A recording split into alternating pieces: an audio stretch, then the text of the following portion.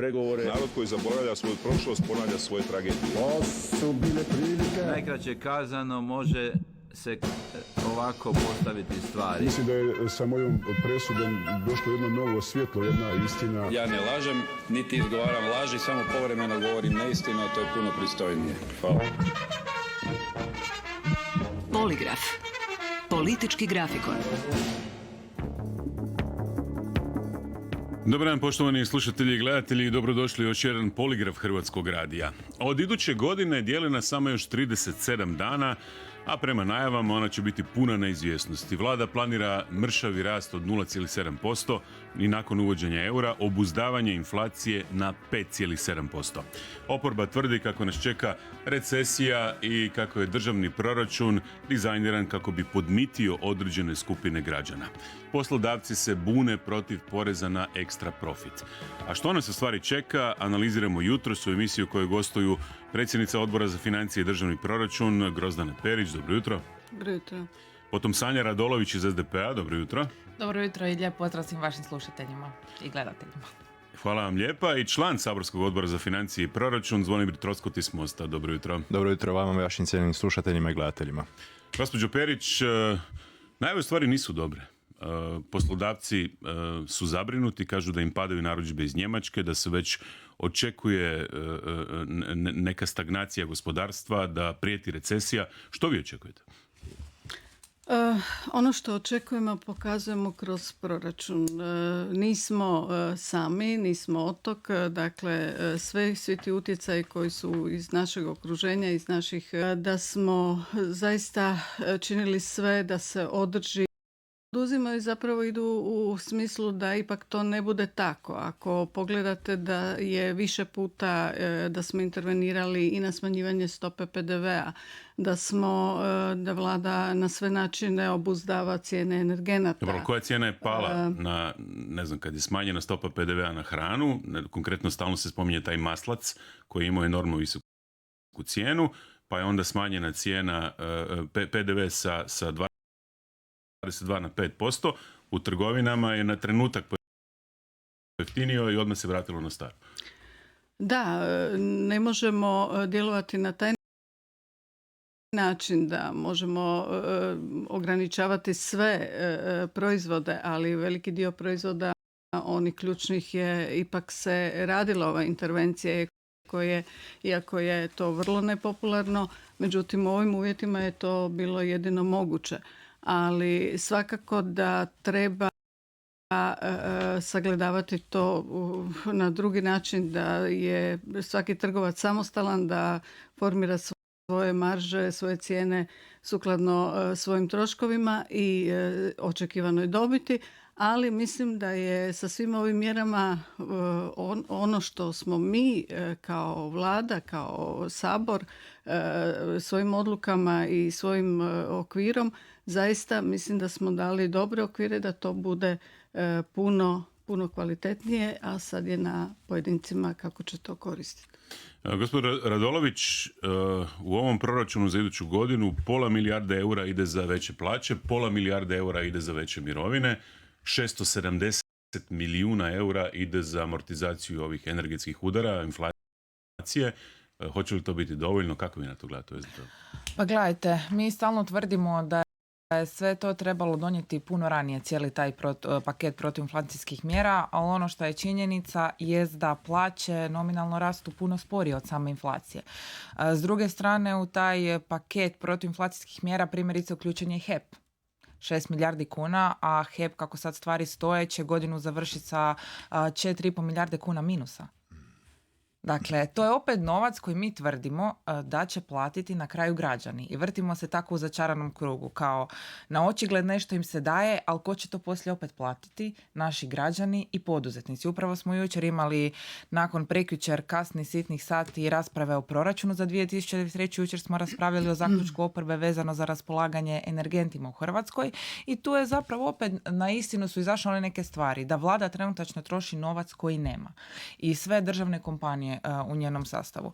S druge strane, oporba je podnijela upravo na cijeli na sve ove najave za 2023. godinu, oporba je podnijela 500-tinjak amandmana na sam državni proračun, ja sam evo sigurna da se neće usvojiti, evo mogu reći 1%.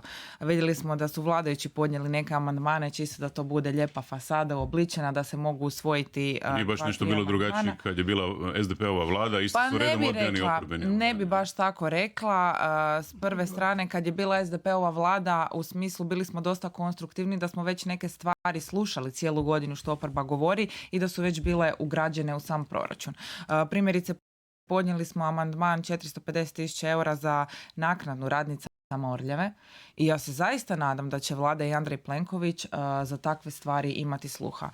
Također smatramo da se u ovim kriznim vremenima, kako energetske krize, tako i visoke inflacije, svakako nije trebalo uvoditi ovaj porez na ekstra dobit, ne u smislu zato što mi kao ljevica ne želimo oporezivati dodatno one koji masno zarađuju, da tako kažemo, nego zato što se to radi jako ishitreno. Nema se jasan plan, to nije bilo predviđeno u proračunu za 2023. godinu i zapravo ovo nije porez na ekstra dobit. Ovo je ekstra porez na ekstra dobit. Zašto? Imali smo 2 katastrofalne godine za poslovanje naših poduzetnika i sami ste rekli u najavi što je HUP najavio, da zapravo su stopirane narudžbe iz Njemačke, a iz drugih zemalja kako se govori.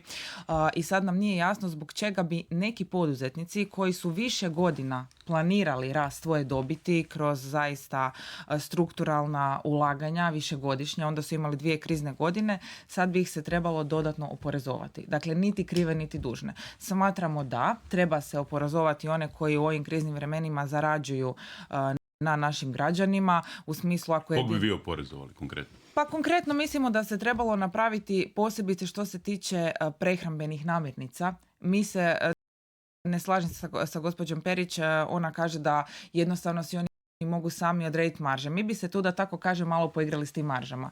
Ne može neko, ako je primjerice litra ulja danas koštala 10, sutra je staviti 20 i od toga ostvariti dakle ekstra profit. To bi mi svakako oporezovali, ali ne sigurno one poduzetnike, primjerice IT sektor. Vi 4-5 godina razvijate nekakvu aplikaciju i ona danas sutra vam ostvari ekstra dobit. Zašto bi takve ljude oporezovali? Te stvari nam nisu jasne. Mislimo da se tu išlo zaista poprilično ishitreno. Također naveli ste silne milijone koje će vlada osigurati za povećanje plaća, za povećanje mirovina, mjere protiv energetske krize. Da, međutim opet treba reći, te mjere sve vrijede do 31. ožujka 2023. godine. Nema ih dakle u proračunu i vrlo je jasno da ćemo mi vjerovatno imati nikad raniji rebalans proračuna koji će morati doći već krajem 2. mjeseca ili u samom ožujku. Gospodine Troskot, što vi očekujete do godine? Prije svega očekujemo recesiju i možda čak i socijalne nemire, jer ovo što je sad kolegica Radolović rekla, rebalans će vrlo vjerojatno se morati mijenjati, baš zbog toga što se vlada sa ovim zadnjim mjerama dovela u vrlo nezgodnu situaciju. Prije svega kad govorimo o nekakvom ekstra profitu, vrlo je sad razvidno iz brojaka vidljivo da je država kao takva, odnosno vlada Republike Hrvatske, najveći ekstra profiter u ovoj cijeloj krizi. Jer kad vi pogledate da se proračun preko PDV-a na ovim cijenama koji ste i pitali ovdje kolegice, koje stalno rastu i koje su neobuzdane, dakle to sve zbog PDV-a i dakle i ostalih nameta završava u proračunu Republike Hrvatske. E sad, kad vi stavite ovakav jedan ekstra profit koji je u situacijama kada ekonomska aktivnost pada, što se u službenom ekonomskom terminologijom naziva recesija, je nerazborito. Jer vi napadate u tom trenutku firme koje nemaju veze, dakle to kad vi univerzalan pristup imate, vi napadate firme sa porezom koje nisu sudjelovale u tom ekstra profitu i smanjit ćete aktivnosti, investicije, smanjit ćete plaće ljudima u realnom sektoru koji jedine povlače ovu cijelu krizu i možda će doći, odnosno vrlo vjerojatno ako gledamo situaciju Njemačke, do otpuštanja. Gdje je još problem? Problem je da vlada Republike Hrvatske pod broj 1 punjenjem ovako proračuna će se dovesti u nezgodnu situaciju jer će ih na vole dočekati sindikati koji će doći sljedeće godine i reći ako ste već toliko napunili proračun, sad to pripada i nama. Drugo, ono što je definitivno nešto što će vlada Republike Hrvatske morati objasniti ne samo poduzetnicima kad ih već ovako oporezuju, nego i svima nama, zbog čega dolazi ovako arbitrarno do opraštanja poreznih dugova. Vi vidite da je u zadnjih godinu dana, dakle, oprošteno 4 milijarde kuna poreznog duga i nije jasno zašto je Vlada Republike Hrvatske oprostila 150 milijuna kuna primjerice jednoj Fortenovi oko kojeg se sad događaju ovi prljavi obavještajni ratovi, niti znamo tko stoji, odnosno znamo da stoji Rusija, uvlače se nekakvi igrači i tako dalje. Druga stvar što je problem ovog proračuna jest zapravo je da ona dimna bomba, pogotovo ovaj ekstra profit i cijeli ovaj cirkus oko toga, jer on zapravo pokazuje nesposobnost vlade da je neuspjela, odnosno nije uspjela povući sredstva za obnovu Banovine. Dakle, to je otprilike nekakvih 5 milijardi kuna, gdje bismo mi sa 5 milijardi kuna izgradili sigurno 5.000 kućanstava, to je minimalno što bismo uspjeli napraviti i uspjeli pomoći ljudima tamo da se stabiliziraju i da taj kraj konačno obnovimo i da pomognemo ti ljudima koji su stvarno stradali u potresu. Ovako kada Jučer ili prekjučer, neki dan smo čuli da smo do polovice studenoga ove godine iz europskih fondova povukli 68 milijardi kuna više nego što smo uplatili ove godine. To je preračunato nekih 17.000 kuna po glavi stanovnika, ali to dobra vijest? Evo, ja bih volio da i samu raspravu o proračunu i ovo što ste mi rekli, da to onda idemo svi na Banovinu i neka to premijer tamo ljudima kaže. Ono što se njemu dogodilo na svu tu statistiku i na sve te Haribo bombone koje se bacaju naciju u Hrvatskom saboru, jest da je bio gađan grudama i da su mu fučkali u samom Banovini na sve što je tamo njima obećavano, odnosno šta se povuklo nije. Ja sam često tamo na terenu. Dakle, tamo je glavna osoba za obnovu Republike Hrvatske, odnosno Banovine, Hanžek, koji kad se ljudi i žale da se ništa ne događaju, dakle, ja ih nazivam Hanžekovi anđeli, odnosno njegove tajnice, koje kada se ljudi i žale, njih stavljaju onda zadnje na liste da bi im se obnavljalo. Dakle, 11 mjeseci ljudi čekaju na kontejnere. Kontejneri plivaju u vodi, za slušatelji koji slušaju, ja sam osobno to gledao, plivaju u fekalijama. Dakle, da ove novci koji se predstavljaju barem naciji da se povlače, dakle, ljudi Banovine to ne osjete, odnosno nema nikakve obnove. Tako da kada vi na cijelu tu situaciju još kažete, dakle, da em što nisi povukao sredstva iz proračuna, em što nisi o Banovinu, em još svoju nesposobnost i najveće bogatstvo koje si zapravo priskrbio sebi kroz proračun, još ideš oporezovat ljude koji će morati otpuštati ljude diljem Hrvatske. Tako da ova ekonomska politika je jedan veliki promašaj i nažalost se koriste prljave PR strategije kako bi se sakrile nesposobnost, da si u ovoj krizi najveći ekstra profiter. Slušamo, kako odgovorite na ovo? Ovako, ovo što kaže gospodin Troskot, na Banovini je obnovljeno preko 3000 objekata. Mi imamo svaki tjedan izvješće o tome što se događa i što se radi. Imamo i gradonačelnicu Komes koja je tamo neposredno u Petrinji, prema tome imamo iz prve ruke ono što se događa. 2 godine poslije, kad čovjek prođe tim krajem, vidi 6 kuća. Da je devastirano. Ovo je zaista deplasirano na taj način govoriti o 6 kuća.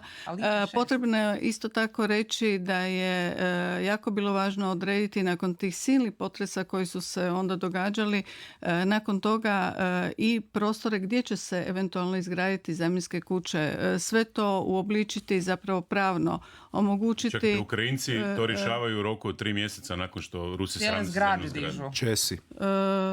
Evo, ja držim da se puno toga radi, da je puno toga napravljeno i da će se upravo, da ova sredstva koja su iz Fonda solidarnosti neće biti izgubljena, dapače u proračunu se u rebalansu smanjivalo upravo za onaj dio koji je bio izvjestan da se neće uspjeti do 31.12. napraviti. Ali ono što je sigurno da je ugovoreno i da će se napraviti do 6. mjeseca 2023.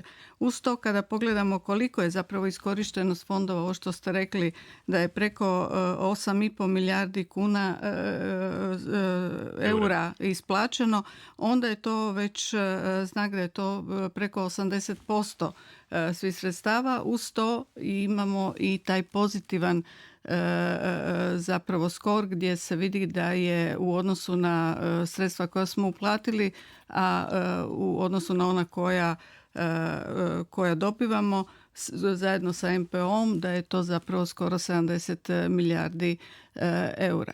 Dakle, kuna, pardon.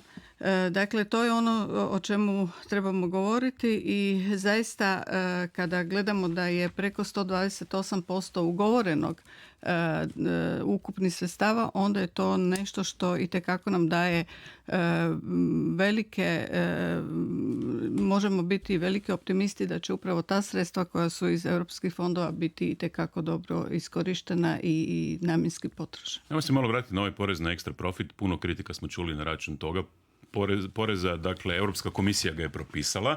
Minimalna stopa 33% na dakle, tvrtku koja je u zadnje 4 godine u prosjeku ostvarila rast dobiti od 20%. Europska komisija je to uvela prije svega da bi kaznila oni koji su bezočno zarađivali na energiji, na cijeni plina, na cijeni nafte. Evo, u Hrvatskoj INA ima dobit 200%. Međutim, samo Hrvatska i Mađarska su uveli široko uveden taj porez, dakle za sve tvrtke. Zašto ste tako išli široko? Imate sad veliku pobunu, a u konačnici preračunato ćete dobiti 2 milijarde kuna, što je na proračunu 200 milijuna, relativno mali iznos. Ovako, nakon uredbe koja je zapravo Europska unija donijela, imamo implementaciju u Grčkoj, Mađarskoj, Italiji, Rumunjskoj i Španjolskoj. Mi još uvijek nismo jer je u Dobro, uglavnom za energetski sektor i banke, neki su bacili banke u kombinaciju. Pa da, osim Mađarske koje mi su išli na puno šire. Mi moramo to gledati s našeg stajališta drugačije, da mi nemamo toliko tvrtki koje su zapravo samo u tom energetskom sektoru. Prema tome ne bi mogli... osnovu zato što je INA registrirana za trgovinu. Za trgovinu i... Mislite da bi to palo na Ustavnom sudu, onda se samo išli? Pa ne znam, moguće da bi palo, ali mislim da na ovaj način se taj zapravo teret dijeli malo šire. Ono što ja moram reći da ovdje kada kolege govore da bi oni to drugačije, da, ali treba postaviti pitanje koje su zapravo pravne osnove gdje možemo uopće zadirati i na koji način biti pravedan sukladno zakonu o porezu na dobit, sukladno zakonu o trgovačkim društvima i ostalo. Prema tome, kad se išlo na ovaj način, onda se htjelo biti jednak prema svima, upravo da ta mogućnost pada na Ustavnom sudu bude što manje izvjesna. Prema tome, na ovaj način mi niko nismo sretni. Dobro, listina i sad je ova priča sa IT tvrtkama. Dakle, imamo te neke jednoroge, možemo tako reći, koji brzo rastu. Tvrtke koje, kako smo čuli, naprave aplikaciju i naprave rast za 2 puta povećaju svoj opseg poslovanja. I sad ti mladi stručnjaci koji rade u Hrvatskoj, koji donose neki profit, neku dobit, će biti kažnjeni na ovaj način.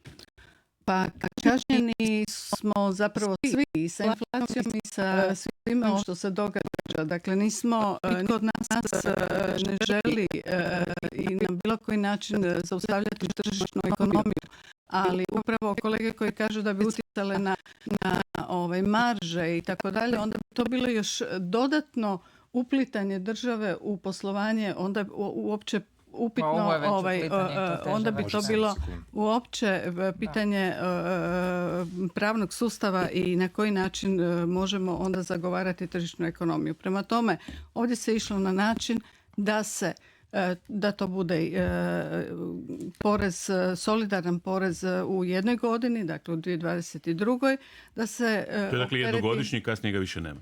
Pa po prijedlogu sada zakona kako je i nadamo se da će opća ekonomska situacija u svijetu i na kraju krajeva i geopolitička biti potpuno kvalitetnija i bolja, da će se popraviti i da to zaista neće trebati dalje prakticirati i ja se osobno nadam da to zaista je tako. Imamo 2 reakcije. Kratko, pa onda nastavljamo. Izvolite, gospodine. Što se tiče samog poreza na profit ekstra, dakle ono što vlada očito ne razumije je da će napraviti sad jedan veliki kaos na cijelom tržištu iz razloga što će doći do takozvanog kreativnog računovodstva. U smislu da kompanije neće plaćati ovaj porez, nego će sa svojim makinacijama napraviti... Kako mogu muljati s papirima sad na kraju godine? Što se evo vam dva primjera. Spoji 2 firme, jedna dobitna, druga gubitaš. Evo eklatantna primjera u ovom trenutku. Može se dogovoriti dakle, da vi kupcu kažete da u tom trenutku da vam ne plati, da vam to tek plati 2023. godine. To potraživanje vi umanjite, stavite ga na trošak, na taj način smanjite poreznu osnovicu i plaćate manji porez na dobit. Ili ako imate holding kompanije, Malta, Nizozemska ili tako dalje, pošaljete samo upravljačku naknadu svojim tvrtkama, kćerima koji se nalaze u Hrvatskoj, povučete dakle tu dobit i imate manje porezne osnovice koje će Hrvatska manje plaćati. Sad misliš da će u konačnici poreza biti manji? Znači, ono što vlada sigurno neće uspjeti napraviti, a to je glavni cilj, a to je da uspije prikupiti novaca sa 2 milijarde kuna sa ovom mjerom. Zašto vam to kažem? Prije svega, zato što ove kompanije to neće napraviti i mogle su to napraviti, rekla gospođa Gordana, koji je pravni okvir da se to može napraviti. Pa evo vam sad primjer, jedna inače i onak je ovako uplatiti, neovisno o ovoj aferi, će uplatiti negdje oko 500 milijuna do milijarde kuna poreza u hrvatski proračun. To vam je već broj 1. Broj 2, dakle ovo silno opraštanje duga kojem nikom nije jasno po kojim kriterijima arbitrarno se događa opraštanje duga. 3, naplata dividendi u vlasništvima državnih poduzeća gdje je recimo Croatia osiguranje gdje vi možete naplatiti dakle svoja potraživanja. 4, ono što je izuzetno velika opasnost, ali izuzetna velika opasnost pogotovo u recesiji kada mi imamo ovakvu ovisnost o europskim sredstvima, da država više nije regulator tržišta nego aktivni sudionik, odnosno participant na tržištu, gdje vi zapravo postajete jedno veliko poduzeće koje ima toliku arbitrarnu moć da možete s jedne strane zatvarati ekonomije, ko što se događalo, pa onda nismo mogli objasniti placevima i recimo teretanama zašto su one bile zagašene, a veliki trgovinski lanci su radili. S druge strane, da prisiljavate arbitrarno da se ljudi moraju cijepiti, da oni mogu dobiti poduzeća, da mogu dobiti pomoć. Ste na cijepljenju završili? Zato što je to, samo kažem, jedan samo taj trag. I treća stvar, dakle sad ćete još biti dodatno oporezovani, niste se ni oporavili, dobit ćete ekstra profit. Hoće li radnici nešto profitirati? Sad evo ide kraj godine, isplaćivat će se božićnice. Pa tog se svi bojimo. Ajmo mi gledati zapravo 2023. Neće rasti plaće. Tako Tog je. se svi bojimo zapravo da će sad tvrtke onu dobit što su mogle preusmjeriti u kakvu takvu rast plaća, da upravo će se to zaustaviti. To smo mi i u našem izlaganju na proračun govorili. Ali nije nam jasno. Dakle, uvijek vlada tu igra. Predstaviš proračun i onda tjedan dana nakon ideš predstavljati porez na ekstra profit. Ma mislim, to nema nikakvog smisla. Ali sad kad sam uzela riječ, samo da se vratim. Meni je drago što ste spomenuli da je jedino Mađarska se vodi ovakvom politikom kao Hrvatska. Naime, cijelu oporbu Andrej Plenković uporno pokušava prikazati kao rusofili, a mi zapravo vidimo da u svemu vlada Andreja Plenkovića prati Mađarsku. Dakle, to nam nije jasno. Orban je uveo 60%. Pazite, dakle, u svemu pratimo Mađarsku, cijela oporba, mi smo svi rusofili, jer ne želimo povrijediti ustav, ali to je nekakva druga tema. Međutim, bilo je u mreži prvog malo. Tako je, ali premijer prati u svemu Orbana. S druge strane, onda odlazi u Brisel, grlit, ljubit Ursulu von der Leyen, da mu odobri i produži za korištenje sredstva iz Fonda solidarnosti do lipnja 2023. godine. Moram se referirati na ovo malo prije izrečeno. Ja zaista ne vidim kako. Rebalansom 5,3 milijarde kuna su smanjena sredstva, prepolovljena su sredstva Fondu za obnovu jer smo bili nesposobni povući, a sada se vlada u prijedlogu proračuna za 2023. godinu velikim dijelom bazira na prihodima od EU pomoći, povećala ih je čak za 32%. To je vrlo, vrlo nerealan rast i ovo što ste vi spomenuli da zapravo svaki stanovnik dobiva 17.000 kuna po glavi, ali gledajte, mi kad dođemo traži da tako doslovce karikiram sredstva iz EU fondova, nama se razvijene zemlje doslovce smiju. Zašto? Pa znate zašto idu ti novci? Idu za naše željeznice. Iz Pule koje ja dolazim treba vam 22 sata do Zagreba. Mi nemamo željeznice, prometnu infrastrukturu, mi nemamo kanalizaciju riješenu ljudima u 21. stoljeću. Dakle, mi EU fondove koristimo za nekakve bazične velike infrastrukturne projekte jer nemamo riješenu osnovnu nekakvu infrastrukturu za život ljudi, a druge razvijene zemlje ih koriste za inovacije, istraživanje i razvoj. Zato oni koriste EU fondove. Zato to... Čekajte, što nije dobro da se napravi kanalizacija? Pa naravno da je, ali pazite, znači koliko smo mi onda nerazvijani, koliko se u biti malo radilo. A ovo što ste rekli da se više uplaćuje, pa Gledajte, svi više dakle dobijamo iz EU fondova, svaka vlada od sad od kad smo u EU, to je uvijek bilo tako i to nije nikakva... Da, samo način na koji se dobivalo i kako se radilo je bitna razlika. Način na koji se radi. Razlika. Misle da ste izgubili 5,3 milijardi kuna. Nismo uopće izgubili. Ako je to dobar način onda na ne koji se znate radilo... onda ne znate kako se evidentiraju sredstva od fondova u proračunu i na koji način to funkcionira. Dakle, ne možete nešto... Godina već radim ne u fondovima, imate pa pravo, ja isto možda, tako 30 možda ne u znam, proračunu. da. Prema tome, onda morate znati kako se one evidentiraju, da se one ne mogu evidentirati onako fiktivno, nego se moraju evidentirati stvarno. Ali dakle, vi ste sve stavili ono fiktivno, stavili se 32% rast koji neće se ostvariti. Da, i onda ćete ga rebalansom ali vi smanjivati. isto tako ne znate kako je došlo do rasta ogromnih cijena građevinskog materijala, na koji način je trebalo urediti ugovaranje, na koji način je trebalo priznati upravo te cijene, povišene cijene, kako to opravdati, na koji način opravdati to prema isto tako Europskoj uniji, prema svima ostalim članicama. Prema tome itekako je važno na koji način će se ta sredstva ulagati. A kako ćemo evidentirati onih milijardu kuna iz INE? Mene zanima kako ste to evidentirali u proračunu. Ili kako ste opravdali građanima da imamo 417 tisuća tona nafte koju nemamo gdje preraditi? Dakle, predsjednik uprave MOL-a kaže da kod njega rafinerije nisu zatvorene duže od 45 dana, mi idemo u remont jedine rafinerije u državi. I plaćamo cijene goriva. A na rezervama imamo 417 koliko puta je, evo i sada intervenirano na cijene goriva ponovno. Dakle, vodi se itekako računa. Pa morate intervenirati, mi ne znamo... Mađarima zbog zatvaranja Sisačke i Riječke rafinerije. Dakle, cijena koju vi spuštate, odnosno Andrej Plenković, dakle, je ništa s obzirom na cijenu koju ćemo mi plaćati dakle, Mađarima zbog rafinerije koje smo platili. Ili cijena je ništa, vi govorite o spuštanju trošarina ili PDV-a na struju i na energente, je ništa koliko se umirovljenicima ukrade na brojilima koja su neispravna, gdje HEP onda na projiciranu vrijednost potrošene struje šalje fakture umirovljenicima, primjerice u našem Zadru tamo, a s druge strane to umirovljenici sve plaćaju i to im se prezentira da im se to skinulo kroz PDV. Šta je zapravo bitna poruka? Bitna poruka koja dolazi sa strane vlade jest: mi vama dajemo, što je neistina. Dakle, sve su to naši građani platili.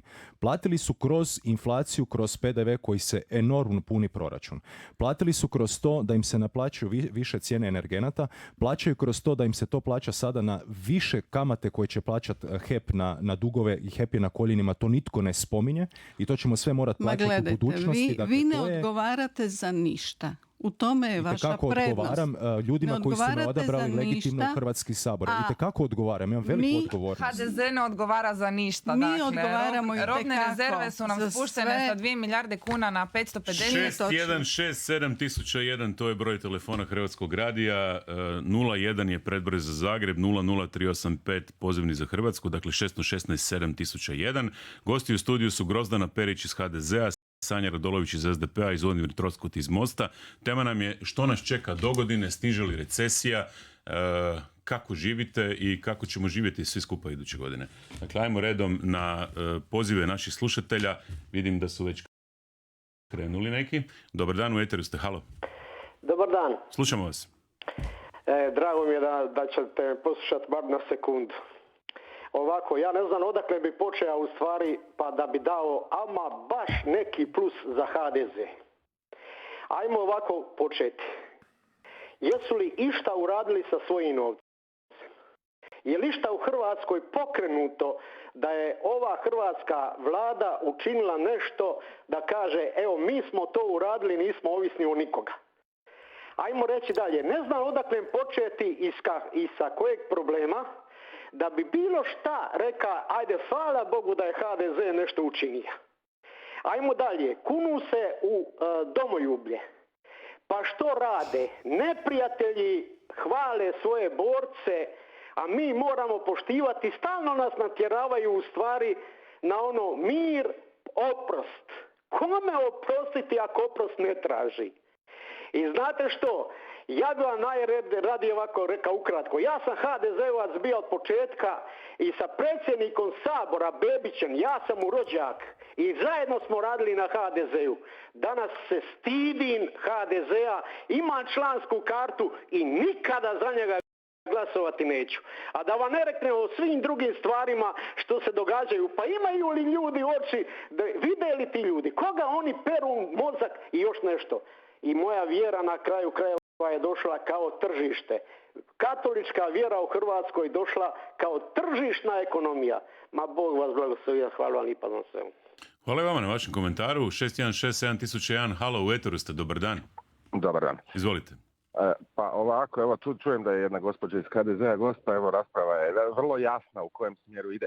Dakle ovako, molio bi gospođu iz HDZ-a i da ne oduzimamo drugima puno vremena. Može mi samo kratko odgovoriti na sljedeće pitanje, da ili ne.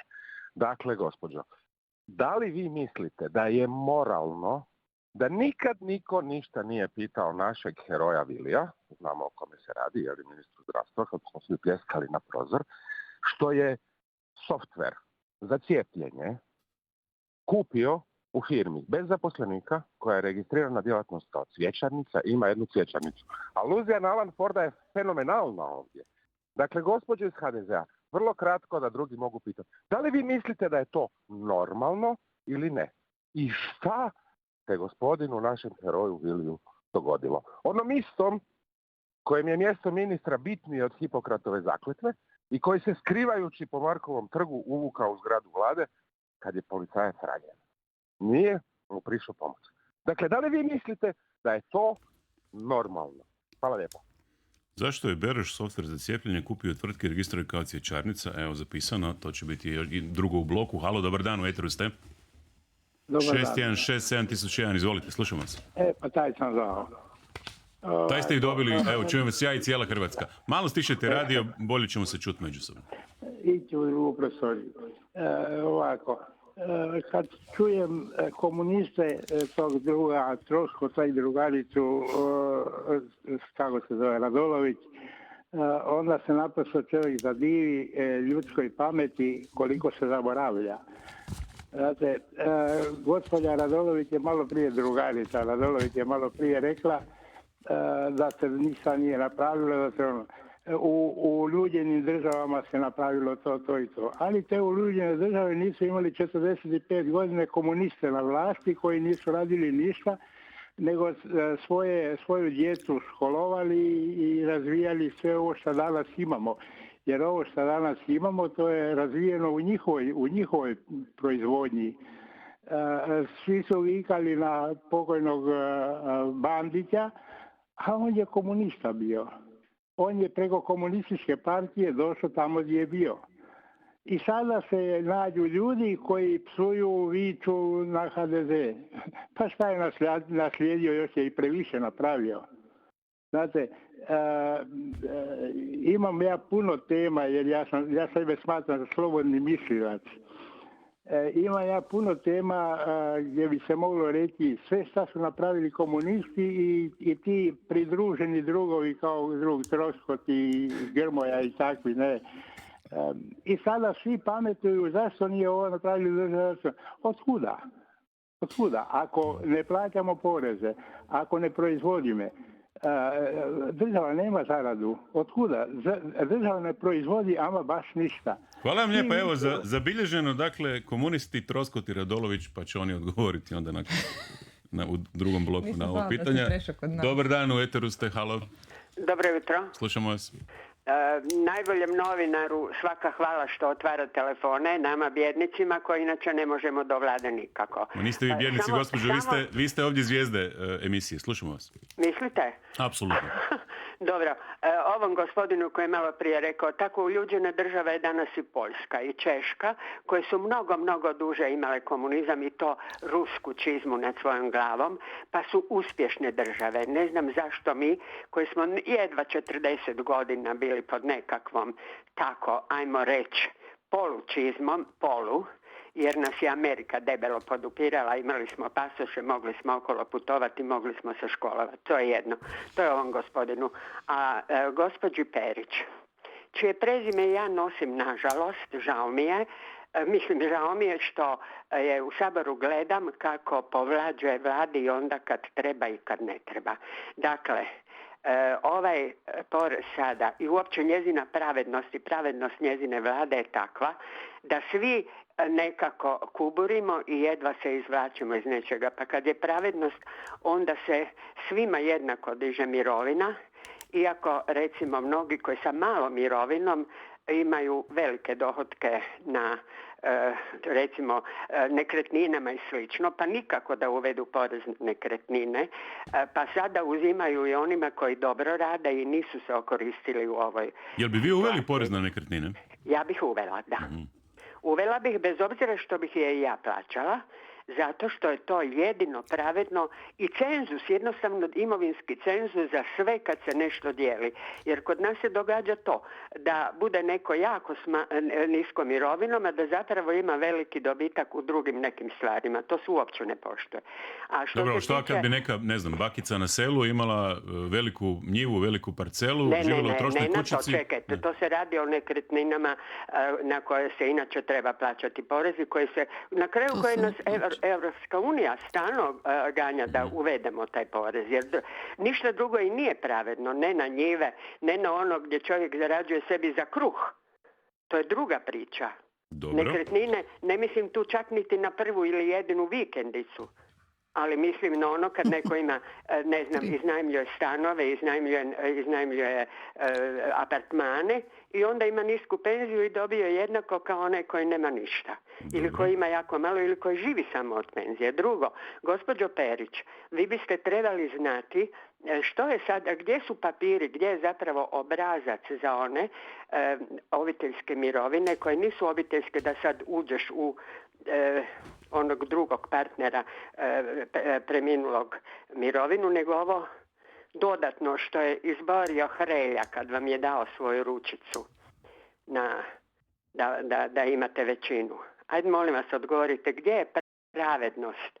A gdje je pravednost i sada kad gospodin Plenković proziva opoziciju i sve nas na kraju vlade, pazite, ja nisam opozicija naravno, nas da se opredijelimo gdje smo, jesmo li za Ukrajinu ili protiv Ukrajine. Nismo mi ni za Ukrajinu ni protiv Ukrajine, mi moramo biti za sebe i moramo pomagati onima kojima treba, ali ne na taj način da nas se proziva i stavlja u situaciju da najedanput postajemo odgovorni za ovaj rat koji je Rusija izvela nad Ukrajinu. Ajde malo se zbrojite i nemojte vi HDZ-ovci, sramota vas je vidjeti u Saboru kad tako na stvarima koje su evidentne loše hvalite svoju vladu. Hvala lijepa.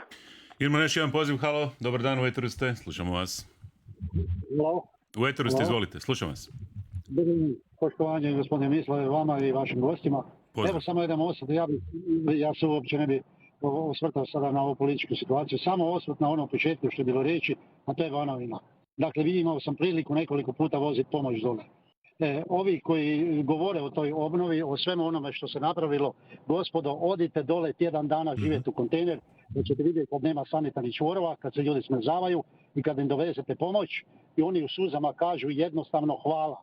Dakle, ljudi koji govore o tome koliko je dato, šta je dato, a meni je jako ne tužno, neću reći tužno, to je pohvalno, ali kad dođu ljudi iz Srbije, to smo bili prilike, nekoliko milijuna daju tamo iz zgrade u kratkom roku nekoliko kuća. Dakle, o kućama se ne mora govoriti. To je u tako kratkom roku, jer neke države naprave bolnicu za tjedan dana, a mi kuće ljudima koji su jako bitni, dakle, da su ti ljudi drugog reda ili nisu, očito se pokazuje da jesu, ali pomoć tim ljudima, dakle, nema tu riječi o nikakvoj pomoći nekima drugima dok se ljudima ne omogući dostojan život. Hvala vam lijepo. Hvala i vama na pozivu. Ajde još jedan poziv. Dobar dan, u eteru ste. Halo, dobar dan, izvolite, slušam vas. Izvolite. Molim vas, čujem ovdje od penzionerima i tako dalje. Ja imam jedan interesantan slučaj. Meni ova Hrvatska država, ona bivša Jugoslavija, je Hrvatska u kojoj je bila i Republika Hrvatska, nije priznala staž odmah, nego 30 godina, 92. Od 92. se ja ganjam sa Hrvatskim zavodom za penziono osiguranje i zdravstveno.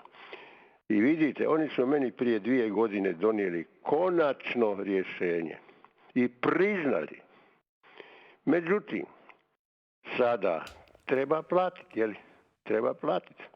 Treba platiti za ostatke od kad je zabranjeno, od kad nisu plaćali.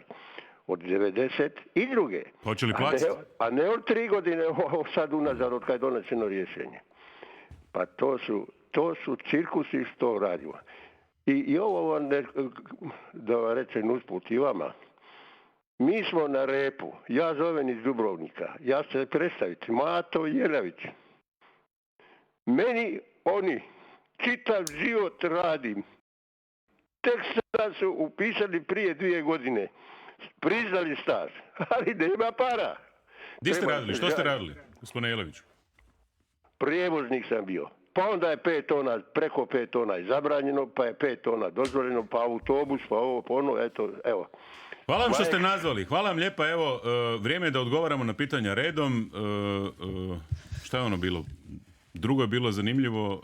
Zašto je softver za cijepljenje kupljen u tvrtki registriranoj kao cvjećarnica? Gospođo Perić, što je vama bilo upućeno? Hvala lijepo. Evo, ja ne znam na koji način je uopće postavljeni su ti kriteriji za odabir tog softvera i sigurno nije dobro da se na takav način napravi selekcija. Na kraju krajeva, koliko znam, to je i poništen takav natječaj. Prema tome, sigurno da nije dobro postavljen natječaj.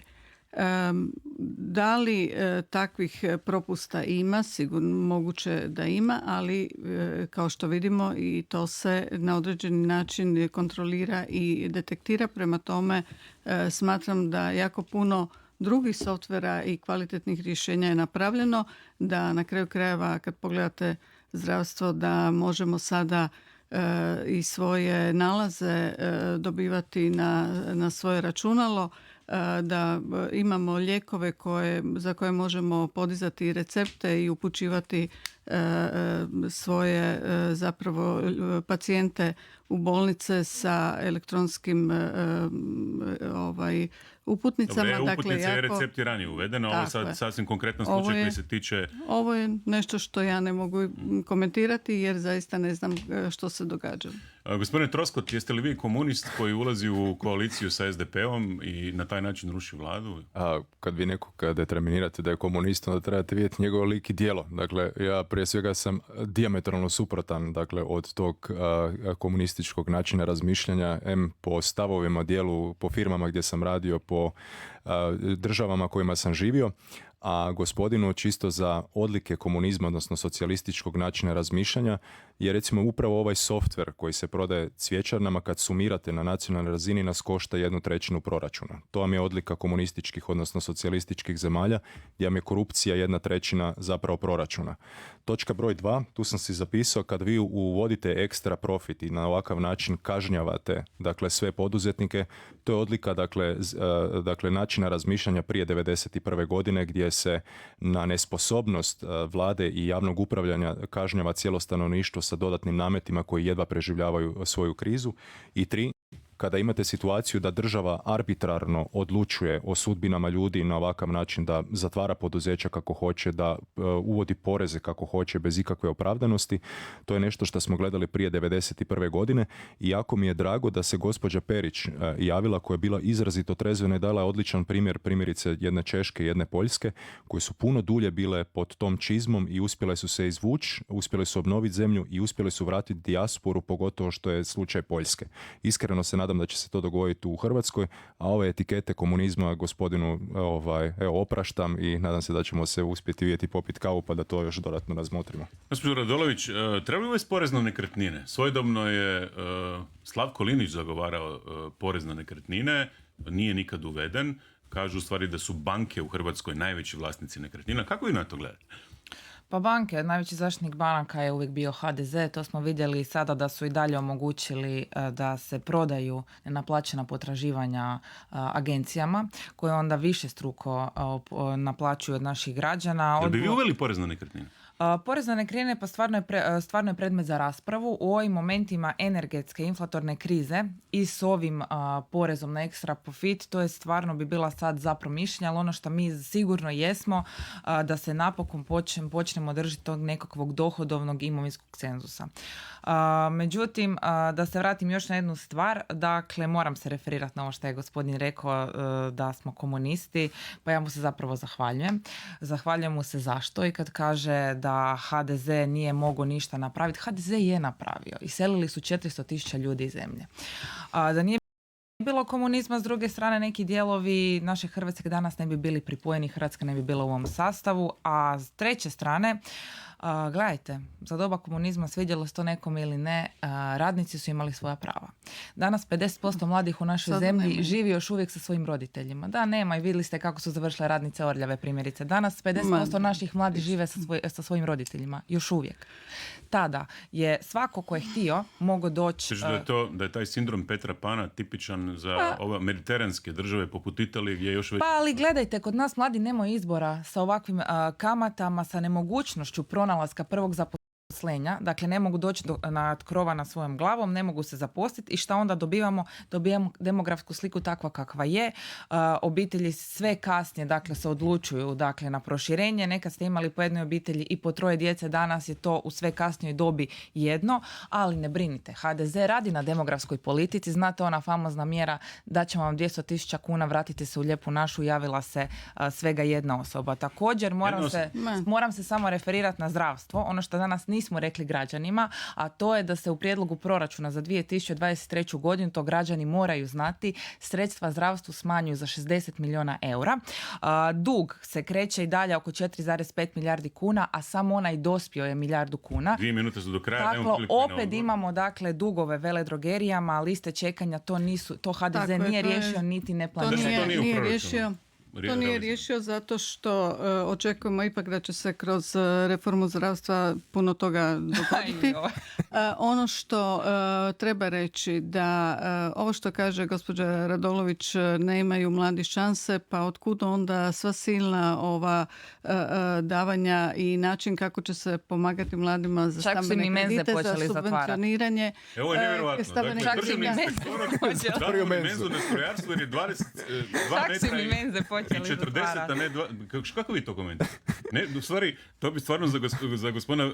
Dakle, to je trebalo riješiti prije, a ne da se zatvara... 16 godina radite. Prema tome to nema smisla, ali ono što bih htjela reći da kada govore građani da ništa se nije učinilo, ako pogledate koliko su podignute i mirovine, koliko se radi na tome da se podignu plaće, koliko se radi na tome da se upravo taj socijalni cenzus itekako poštuje, da se povećavaju i rodiljne i roditeljske naknade, da se omogućava...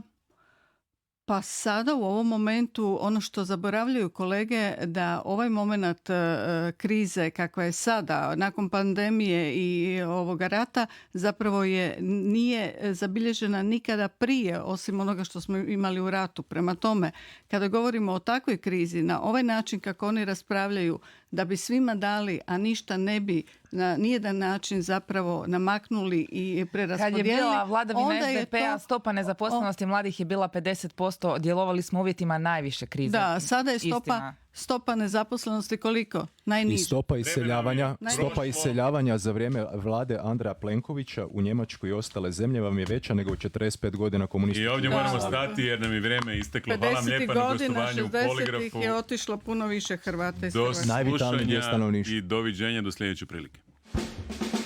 Poligraf. Politički grafikon.